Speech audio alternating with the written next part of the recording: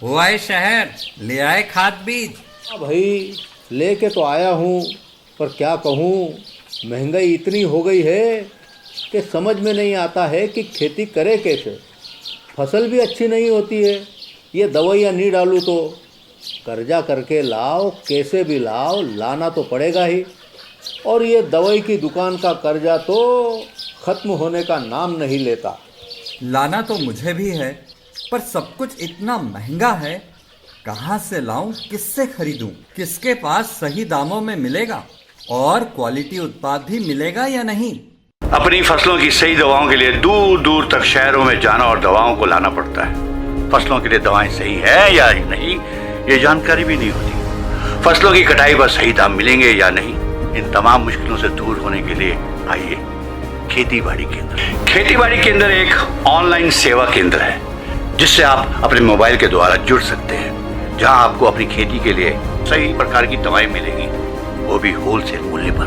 वो सभी दवाएं सीधा निर्माता से लेकर आप तक पहुंचाते हैं, यानी कि बीच में होने वाले सारे खर्च की बचत आपकी जेब में। साथ ही साथ दवाओं को लाने और ले जाने की झंझट से भी छुटकारा।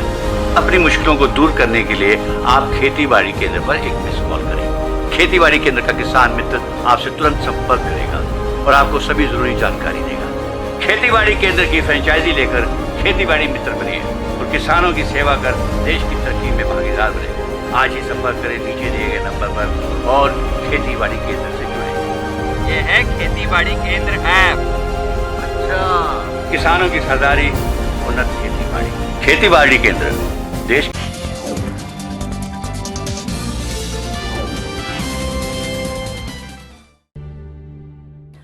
नमस्कार, स्वागत है आप सभी का देश देशांतर के आज के अंक में। मैं हूं आपके साथ अमृता चौरसिया और आज देश देशांतर का हमारा विषय है अफगानिस्तान संकट और भारत। अमेरिका की धमक ने अफगानिस्तान में तालिबान पर बरसों तक लगाम लगाए रखी, लेकिन अब अफगानिस्तान में हालात जो हैं वो बदल रहे हैं। अमेरिकी सेना की वापसी होते ही अफगानिस्तान के तमाम इलाकों में तालिबान का आतंक एक बार फिर से सिर उठाने लगा है। अफगानिस्तान में तालिबान के बढ़ते वर्चस्व ने अमेरिका, रूस, ईरान और भारत सहित कई देशों के लिए परेशानी खड़ी कर दी है, चिंता बढ़ा दी है। भारत के 50 डिप्लोमेट्स और कर्मचारियों ने कंधार का दूतावास खाली कर दिया है। हालांकि आपातकालीन सेवाएं जो हैं वो चालू हैं। भारत सरकार की तरफ से कई बार ये कहा जा चुका है कि कंधार और मजार शरीफ के दूतावास को बंद नहीं किया जाएगा, यहां पहले की तरह व्यवस्थाएं जारी रहेंगी। भारत का रुख स्पष्ट रहा है। भारत हमेशा से ही अफगानिस्तान के आम लोगों के साथ खड़ा है, विकास के साथ खड़ा है, लोकतंत्र बहाली के साथ खड़ा है और पिछले 20 सालों में भारत ने अफगानिस्तान के साथ गहरे संबंध स्थापित किए हैं। भारत ने अफगानिस्तान में हिंसा को तत्काल रोकने का आह्वान किया है। देश देशांतर में आज चर्चा हो गई कि अगर अफगानिस्तान में तालिबान के वर्चस्व वाली सरकार बनती है तो भारत की सबसे बड़ी चुनौती क्या होगी। अफगानिस्तान में भारत की प्रमुख चिंताएं क्या हैं। अफगानिस्तान में शांति के लिए की जा रही इंट्रा अफगान टॉक की फिलहाल क्या स्थिति है। भारत को तुर्की, ईरान और रूस की जरूरत क्यों महसूस हुई है। अफगानिस्तान के मौजूदा हालातों की अगर बात करें तो भारत की नीति क्या रहेगी और अमेरिकी सेना की वापसी के बाद अफगानिस्तान में कैसे बदल रही हैं भारत की प्राथमिकताएं। दो बेहद खास मेहमान जुड़ेंगे चर्चा में मेरे साथ। जितेंद्र नाथ मिश्रा फॉर्मर एम्बेसडर हैं, सर स्वागत है आपका। साथ ही मेजर जनरल अश्विनी सिवाच हैं, रिटायर्ड स्ट्रैटेजिक एनालिस्ट। आप दोनों का बहुत स्वागत। चर्चा की शुरुआत जितेंद्र जी मैं आपसे करना चाहूंगी और पहला सवाल, अफगानिस्तान में जो मौजूदा हालात हैं, जो संकट हैं, वो पूरी दुनिया के लिए और खासकर भारत के लिए कितनी बड़ी चिंता, इस पर आप क्या कहेंगे? पहले अमृता जी, मैं आपको बहुत धन्यवाद देना चाहता हूं कि आपने इस प्रोग्राम पर हमें निमंत्रण दिया। बहुत बहुत धन्यवाद। और ये कहना चाहता हूं कि संकट की बात तो है, लेकिन भारत में लोग ज़्यादा घबरा जाते हैं। क्यों? क्योंकि हम सब सोचते हैं कि तालिबान आ रही है और अफ़गान सरकार अभी टूटने वाली है, गिरने वाली है और आतंक फैल जाएगी वगैरह वगैरह। इतिहास में अगर हम थोड़ी जाएं, हमने तालिबान से ऑफिशियली संपर्क नहीं किए थे जी। अतीत में, ये तो सबको मालूम है। जब तालिबान सरकार अफगानिस्तान में थी तब हमारे कॉन्टैक्ट्स नहीं थे ऑफिशियल लेवल। इसका मतलब ये नहीं हुआ कि हमारे साथ और हमारे और उनके बीच कोई भी कॉन्टैक्ट नहीं था। लोग शायद ये जानकर थोड़ा हैरान हो जाएंगे कि जब तालिबान सरकार अफगानिस्तान का राज कर रही थी, उस टाइम लोग जो इंजर्ड होते थे, युद्ध चल रहा था और अफगान लोग तालिबान के थ्रू अमृतसर में आते थे। स्पेशल फ्लाइटें आर्या अफगान एयरलाइंस की आती थी। तो तालिबान सरकार के साथ उस समय भी हमारा कुछ संपर्क था। हालांकि वो राजनीतिक के संपर्क शायद नहीं हो, कूटनीतिक के नहीं हो, लेकिन ह्यूमैनिटेरियन संपर्क तो थे। तो इसका मतलब ये हुआ कि भारत को सबसे पहले ये समझना है कि अफगानिस्तान में जो भी राज करे उनके साथ हमें चलना है। इसलिए दोहा में हमारी बातें हुई, कुछ किसके साथ क्या हुई वो सब हम नहीं जानते, लेकिन बातें हुई हैं। तो इसका मतलब यह है कि भारत की जो रणनीति है वो है प्रैग्मेटिक, जिसको कहते हैं प्रैक्टिकल रणनीति है, और इसी हिसाब से हमें चलना है। ये मत है कि तालिबान कौन है, वो कोई मतलब पैदाइश आतंकवादी तो नहीं है, वो भी इंसान है, वो भी ह्यूमन बीइंग्स है हमारे जैसे। इसका मतलब है वो भी अफगान है, और अफगान के लोग, ये हम सोचते हैं कि अफगान की सरकार जो है, अफगानिस्तान एक फेल्ड स्टेट बनने वाला है, वहाँ पे युद्ध चलेगा, अंदरी युद्ध चलेगा वगैरह वगैरह, लेकिन ये हम भूल जाते हैं, इतिहास को भूल जाते हैं कि अफगानिस्तान की स्वतंत्रता भारत और पाकिस्तान की स्वतंत्रता से 200 वर्ष पहले हुई। इसका मतलब है कि अफगान स्टेट जो है उसका अस्तित्व जो है बहुत पुराना है हमारे हिसाब से, भारत से और पाकिस्तान से। तो ये ना भूले, वो भी पेट्रियोटिक है, वो उनमें भी देश प्रेम है। ऐसा नहीं कि वो पाकिस्तान का खेल हमेशा खेलेंगे, लेकिन मैं ये नहीं कह रहा हूँ कि वो बिल्कुल तैयार है हमारे साथ दोस्ती मनाने के लिए, ये भी नहीं कह रहा हूँ। लेकिन क्या हो सकता है ये जानना मुश्किल है, लेकिन हमें सतर्क रहना है और हमें सबके साथ बात करनी है। अवश्य तालिबान के साथ हम बात करें, इससे हमें कोई नुकसान तो नहीं होगा, लेकिन शायद कुछ फायदा भी हो सकता है। ठीक है, तो आप बातचीत की मेज पर आकर चीज़ों को सुलझाने की ओर आप इशारा कर रही हैं।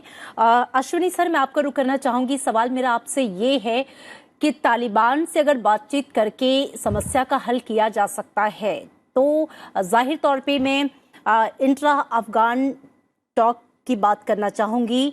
अमेरिका ने अपने ट्रूप्स वहाँ से वापस बुला लिए, लेकिन शर्त पे कि इंफ्रा अफगान टॉक जो है उससे तालिबानियों के साथ अफगानिस्तान सरकार मिलकर शायद कोई रास्ता निकाल ले, लेकिन जो होता हुआ मौजूदा परिस्थितियों में हमें नहीं दिखा है।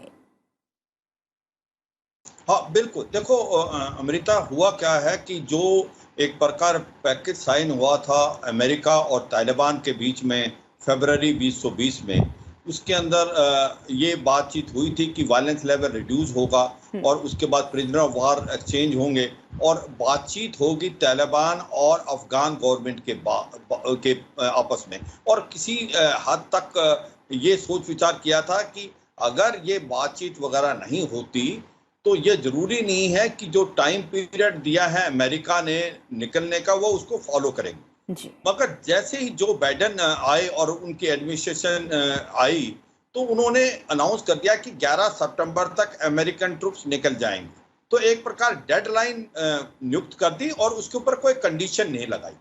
क्योंकि इस पर कोई कंडीशन नहीं लगाई तो वायलेंस लेवल कम नहीं हुआ और कहीं ना कहीं तालिबान को लगा कि अभी अमेरिका को तो निकल जाना है 11 सितंबर तक और अभी तो 31 अगस्त की बात हो रही है। तो ऐसे में वो बातचीत करने के लिए इतने ज्यादा इच्छुक नहीं नजर आए अफगान गवर्नमेंट के साथ, क्योंकि उसका मुद्दा है जो तालिबान का कि पावर को ग्रैब करना, पावर को शेयर करना उनका मुद्दा नहीं है। तो ऐसे में वो चाहते हैं कि अफगान गवर्नमेंट से बात हो उससे पहले वो जितना भी इलाका जीत सकें वो जीते, क्योंकि उनकी पोजीशन जब टेबल पे बातचीत पे आएगी तो उनका जो पलड़ा भारी होगा। और ऐसे में आज की तारीख में उन्होंने करीब 70 से 75% के खिलाफ इलाका अपनी कब्जे में करने की कोशिश की है और किसी हद तक वो सक्सेसफुल। तो ऐसा ये एक बड़ा फ्लूइड सिचुएशन है।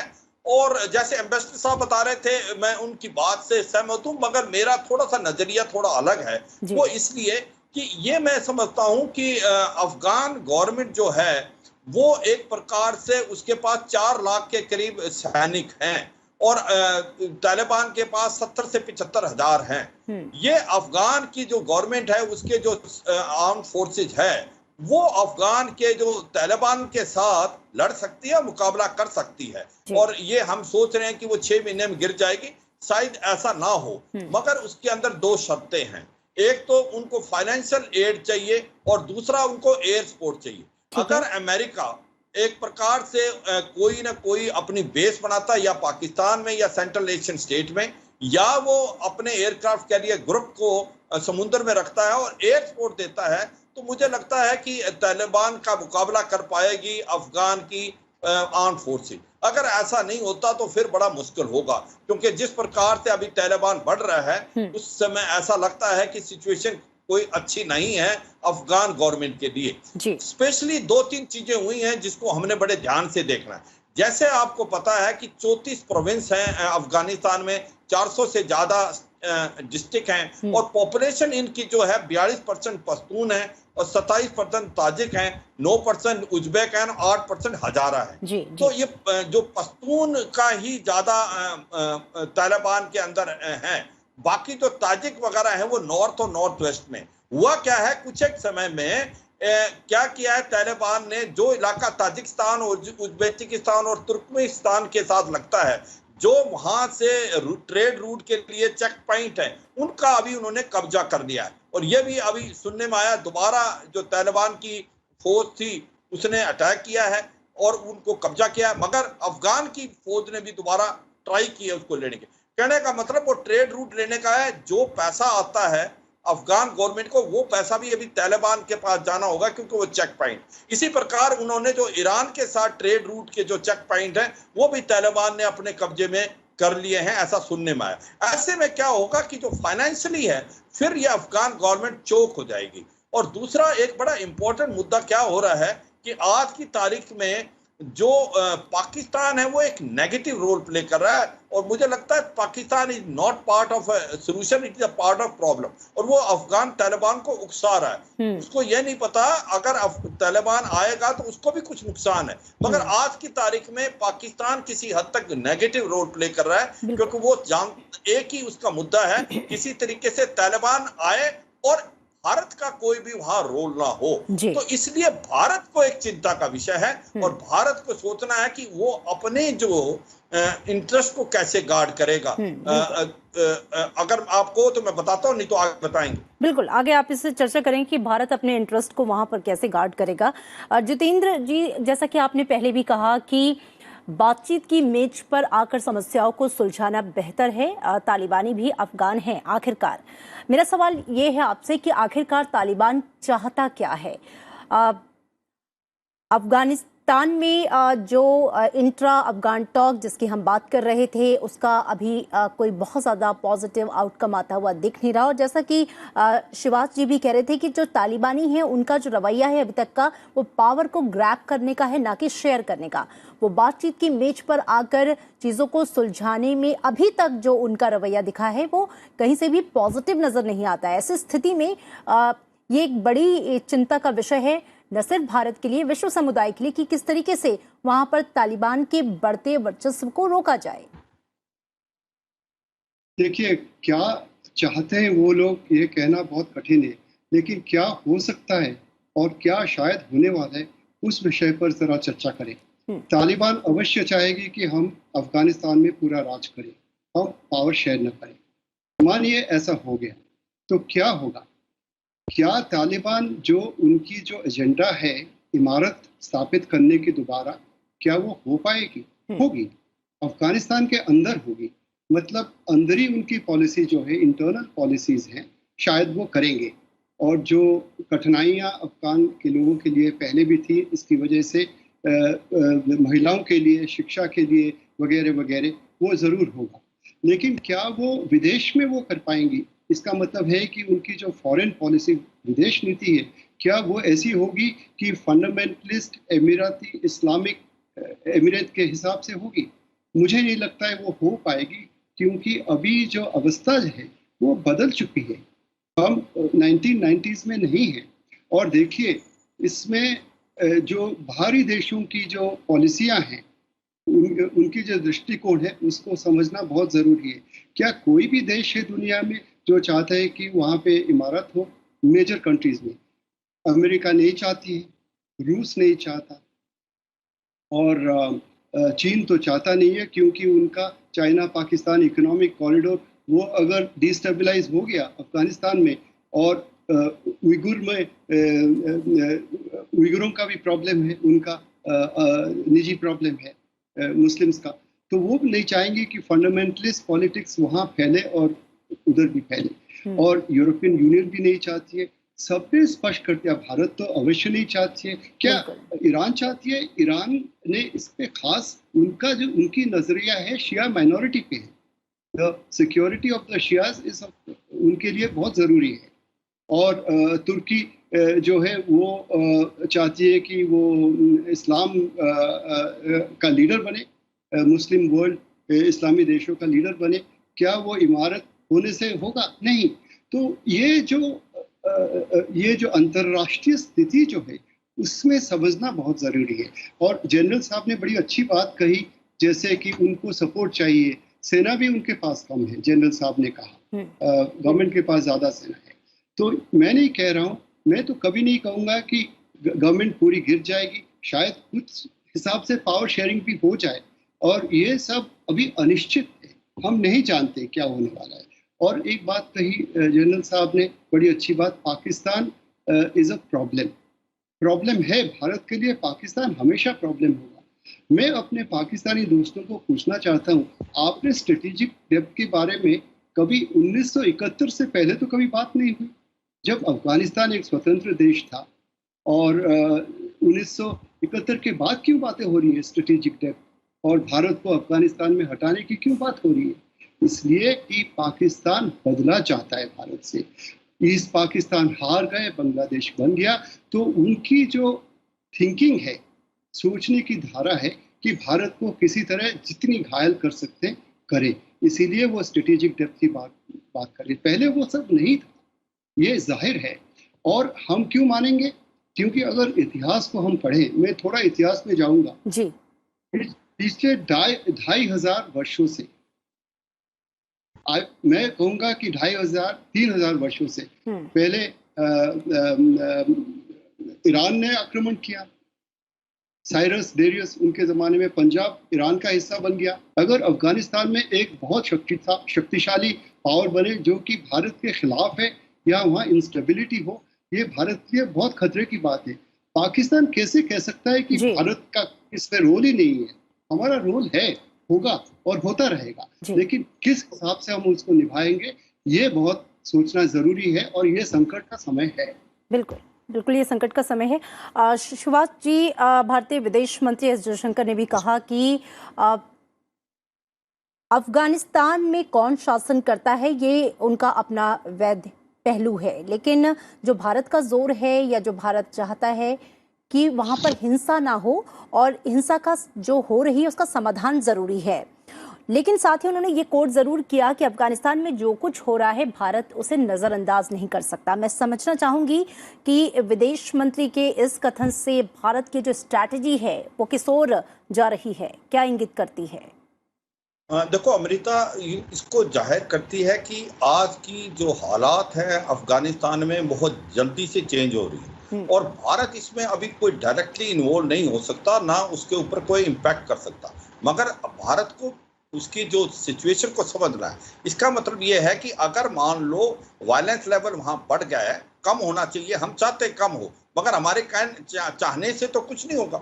सच्चाई ये है कि आज ग्राउंड रियलिटी की तालिबान वहाँ पर 70-75-85 के करीब % के करीब इलाका जीत लिया है, और writing on the wall is very clear कि आने वाले समय में तालिबान का बोलबाला होगा, अनटिल अनलेस उसको जो अफगान की गवर्नमेंट और अफगान की आर्मी को एयर सपोर्ट से नहीं किया जाए।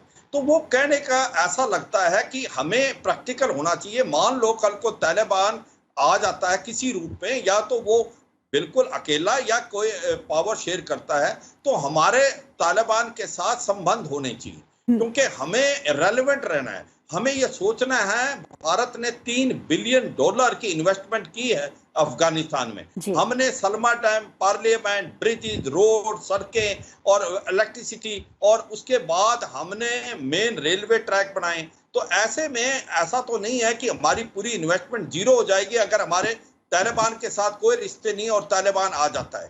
तो इसको मद्देनजर रखते तो डॉक्टर एस जयशंकर ने, मुझे लगता है, इशारा किया है हमें प्रैक्टिकल होना पड़ेगा। हम डिसाइड नहीं कर सकते कौन आएगा अफगानिस्तान में, मगर जो भी आए हम उनके साथ रिलेशन रखेंगे।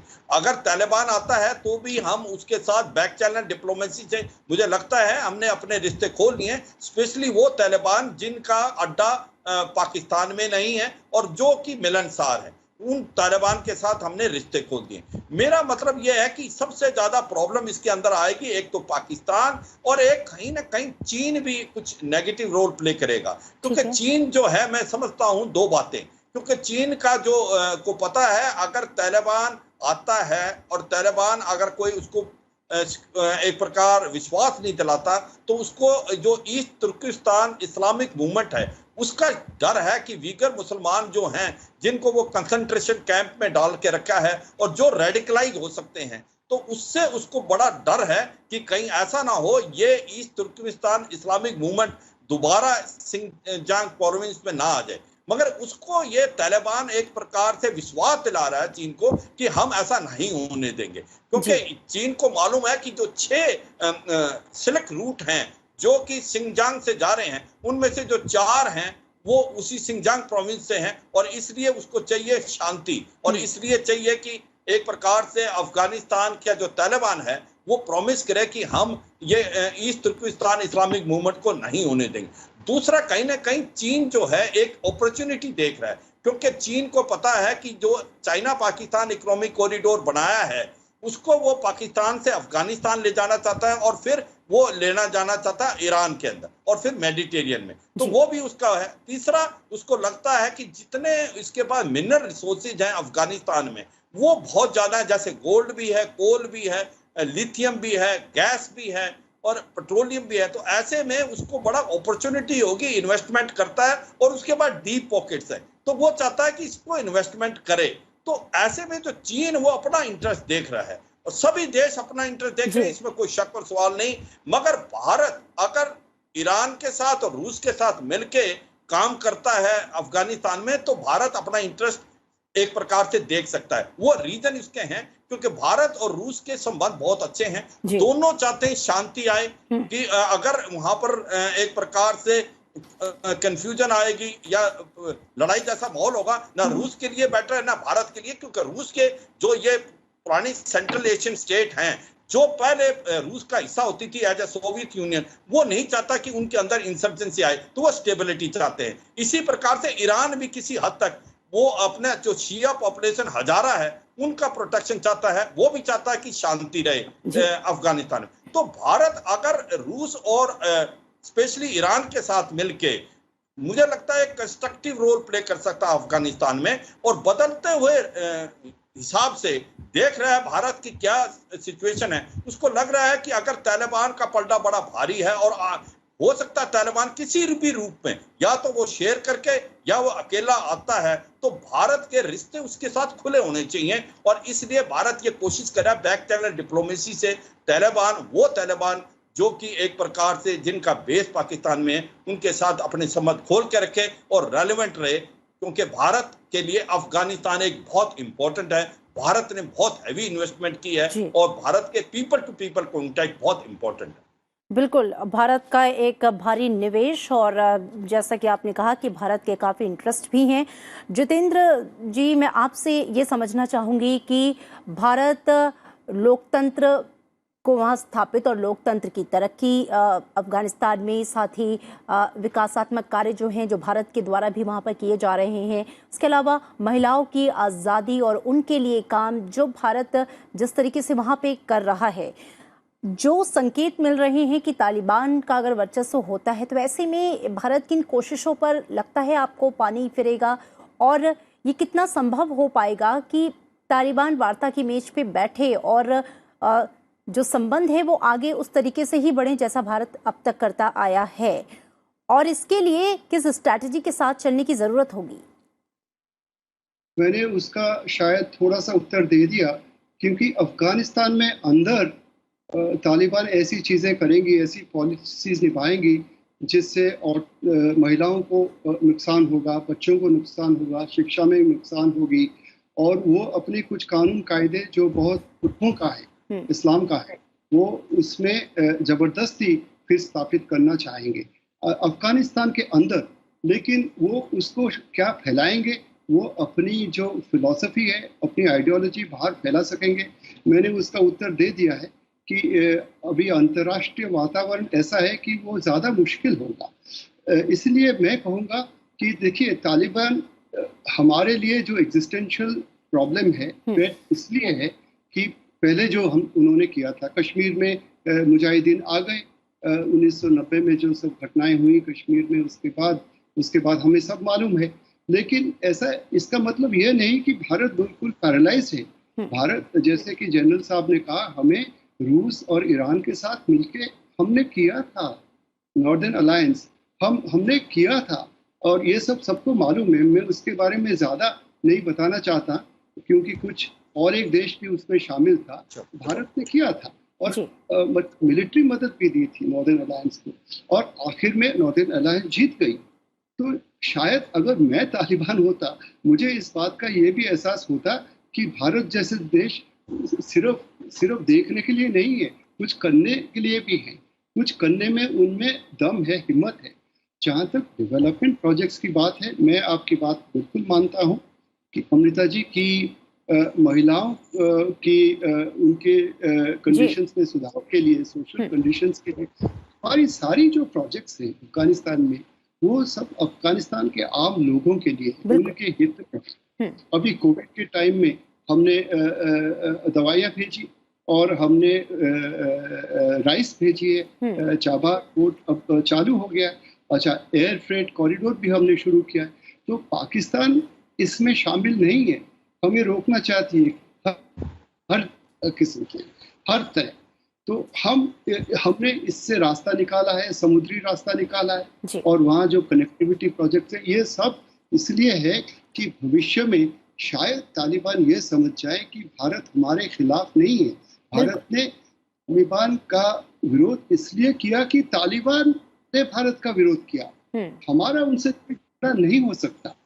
अगर वो हमारे लिए अच्छे हैं, उन्होंने ये भी कह दी है कि भाई कश्मीर में हम वो निजी मामला है भारत का, अंदरी मामला, इंटरनल मैटर है, हम उसमें अब नहीं, हाँ, क्या वो निभाएंगे, क्या वो करेंगे, वो नहीं बता सकते। बिल्कुल जितेंद्र जी, चूंकि वक्त की कमी है, इसलिए मैं शायद यहाँ पे आपको रोकना चाहूंगी, और देखना ये होगा कि भारत की जो तमाम कोशिशें हैं वो उसी गति से किस तरीके से आगे भी चल पाती हैं, और ये कितनी बड़ी चुनौती भी होगी इन सारी कवायदों को सस्टेन करना।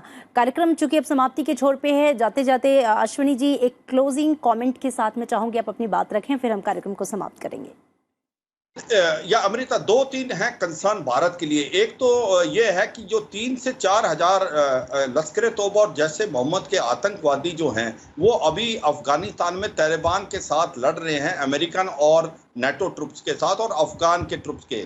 वो लगता है अगर तालिबान का रूल आ जाता है तो हो सकता है ये 3 से 4 हजार प्लस कुछ इस्लामिक स्टेट और अलकायदा, इनका मुंह मोड़ा जा सकता पाकिस्तान ऑक्यूपाइड कश्मीर से होते हुए जम्मू एंड कश्मीर। मगर ये अलग बात है कि हमारा काउंटर इन्फिल्ट्रेशन ग्रेड बड़ा पुख्ता है, हम इसको संभाल लेंगे। दूसरा एक सबसे इंपॉर्टेंट चीज है, अगर तालिबान आता है और हमारे उनके साथ कॉन्टैक्ट नहीं है, तो हमारा सबसे ज्यादा $3 बिलियन का तो है ही, जो चाबार के अंदर हमने इतनी हैवी इन्वेस्टमेंट करके हमने सोचा था कि पाकिस्तान को बाईपास करके हम अफगानिस्तान और सेंट्रल एशियन स्टेट और नॉर्थ साउथ जो ट्रांसपोर्ट कॉरिडोर से मिला लेंगे, वो भी हमारा खतरे में पड़ जाएगा। इसलिए हमारे को जरूरी है बदलते हुए वक्त को देखते हुए जो भी पावर में आए अफगानिस्तान में, उसके साथ हमारे रिलेशन ठीक होने चाहिए, क्योंकि हमारी बहुत हैवी इन्वेस्टमेंट है और हम चाहते हैं कि अगर शांति आएगी अफगानिस्तान में तो ये शांति पूरे रीजन के लिए बहुत अच्छी है और स्पेशली भारत और जम्मू कश्मीर के लिए। बिल्कुल,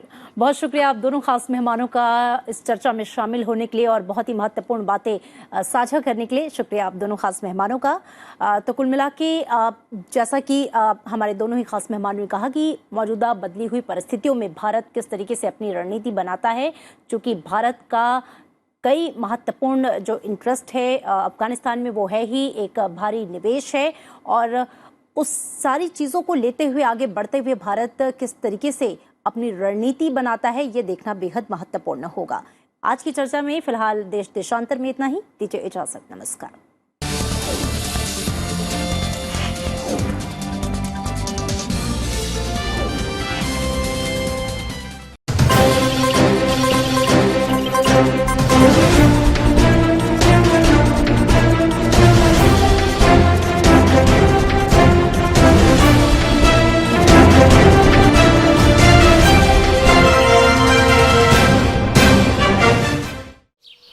ओ काका, हुआ है शहर, ले आए खाद बीज। हाँ भाई, लेके तो आया हूँ, पर क्या कहूँ, महंगाई इतनी हो गई है कि समझ में नहीं आता है कि खेती करे कैसे। फसल भी अच्छी नहीं होती है, ये दवाइयाँ नहीं डालूँ तो कर्जा करके लाओ, कैसे भी लाओ, लाना तो पड़ेगा ही। और ये दवाई की दुकान का कर्जा तो ख़त्म होने का नाम नहीं लेता। लाना तो मुझे भी है, पर सब कुछ इतना महंगा है, कहाँ से लाऊं, किससे खरीदूं, किसके पास सही दामों में मिलेगा और क्वालिटी उत्पाद भी मिलेगा या नहीं। अपनी फसलों की सही दवाओं के लिए दूर दूर तक शहरों में जाना और दवाओं को लाना पड़ता है। फसलों के लिए दवाएं सही है या नहीं ये जानकारी भी नहीं होती। फसलों की कटाई पर सही दाम मिलेंगे या नहीं, इन तमाम मुश्किलों से दूर होने के लिए आइए खेती बाड़ी केंद्र। खेती बाड़ी केंद्र एक ऑनलाइन सेवा केंद्र है जिससे आप अपने मोबाइल के द्वारा जुड़ सकते हैं, जहां आपको अपनी खेती के लिए सही प्रकार की दवाएं मिलेंगी, वो भी होलसेल मूल्य पर। वो सभी दवाएं सीधा निर्माता से लेकर आप तक पहुंचाते हैं, यानी कि बीच में होने वाले सारे खर्च की बचत आपकी जेब में। साथ ही साथ दवाओं को लाने और ले जाने की झंझट से भी छुटकारा। अपनी मुश्किलों को दूर करने के लिए आप खेती बाड़ी केंद्र पर एक मिस कॉल करें। खेती बाड़ी केंद्र का किसान मित्र आपसे तुरंत संपर्क करेगा और आपको सभी जरूरी जानकारी देगा। खेती बाड़ी केंद्र की फ्रेंचाइजी लेकर खेती बाड़ी मित्र बनिए और किसानों की सेवा कर देश की तरक्की में भागीदार बने। आज ही संपर्क करें नीचे दिए गए नंबर पर और खेती बाड़ी केंद्र से जुड़े। ये है खेती बाड़ी केंद्र ऐप। अच्छा, किसानों की सरदारी, उन्नत खेती बाड़ी केंद्र।